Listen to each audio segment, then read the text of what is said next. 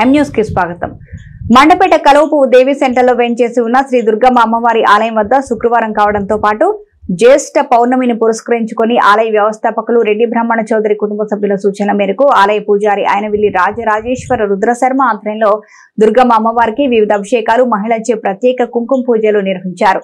ఆలయం వద్ద భక్తులకు గోమాత దర్శనం కల్పించిన ఆలయ నిర్వాహకులు ఆలయానికి వచ్చిన భక్తులకు ప్రసాద వితరణ చేశారు. మండపేట కలవపు దేవి సెంటర్లో వెంచేసి ఉన్న శ్రీ దుర్గమ్మ ఆలయానికి జ్యేష్ఠ పౌర్ణమి అలాగే శుక్రవారం కావడంతో భక్తులు వేకుజాము నుంచి అధిక సంఖ్యలో తరలి వచ్చి అమ్మవారిని దర్శించుకున్నారు.